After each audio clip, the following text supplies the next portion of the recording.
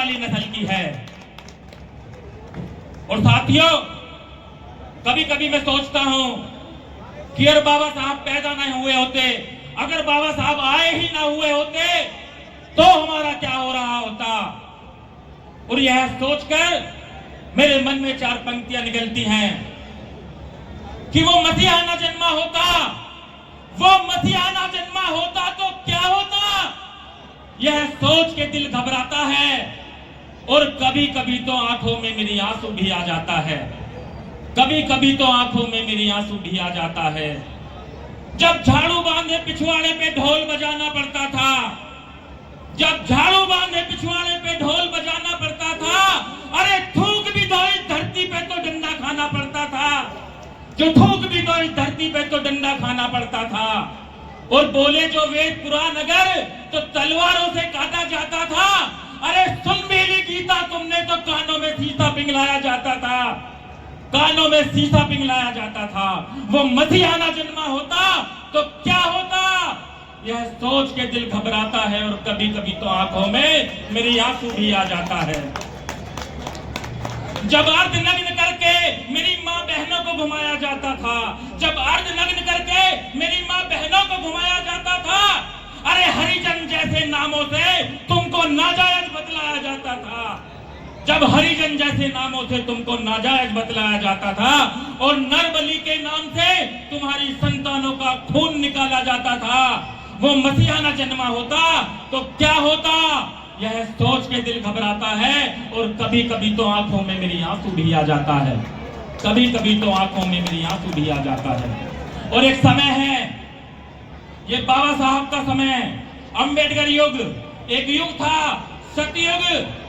वो सतयुग था जिसमें लोगों को बेचा जाता था बीच बाजार, और वो जो बिकने वाले होते थे ना, कोई राजा महाराजाओं की औलाद नहीं होती थी, हम और तुम होते थे, हमारी बहन बेटियां होती थी, जिसमें बेचा जाता था और हमारी बहन बेटियों को गुलाम बनाया जाता था।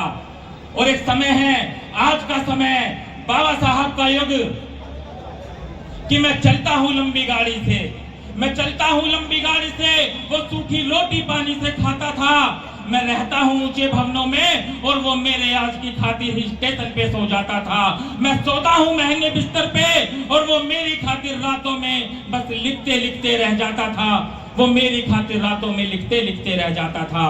और आज ना मानो उसकी प्रतिज्ञा तो करना उस मसीहा से मुझको नमक हरामी लगता है, मुझको गद्दारी लगता है, मुझको मक्कारी लगता है।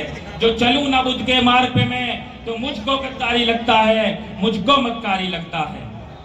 और साथियों, मैं अपनी दो पंक्तियों के साथ अपनी बात खत्म करता हूं कि अपने दिल के किसी कोने में डर मत होने देना, अपने दिल के किसी कोने में डर मत होने देना। भीम ने देखा था जो सपना उसे न सोने देना, भीम ने देखा था जो सपना उसे न सोने देना। और लक्ष्य तुम्हारे कदम चूम कर खुद चल कर आएगा, लक्ष्य तुम्हारे कदम चूमने खुद चल कर आएगा।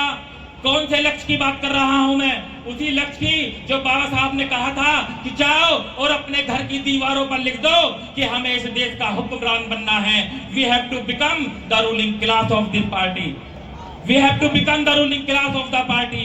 उसी लक्ष्य की बात कर रहा हूं जिसके लिए काशीराम साहब जब महाराष्ट्र में थे तो उनकी माता ने कहा था एक बार बिशन कौर ने उनके पास आकर कि हैरे कासिया, क्या इन किताबों में लगा रहता है, क्या रखा है इन किताबों में? तो काशीराम साहब ने कहा था कि माँ, इन किताबों में बाबा साहब डॉक्टर अंबेडकर ने सत्ता की चाबी रखी है, बस वही चाबी ढूंढता हूँ। उस लक्ष्य की बात कर रहा हूँ कि भीम ने देखा था जो सपना उसे न सोने देना।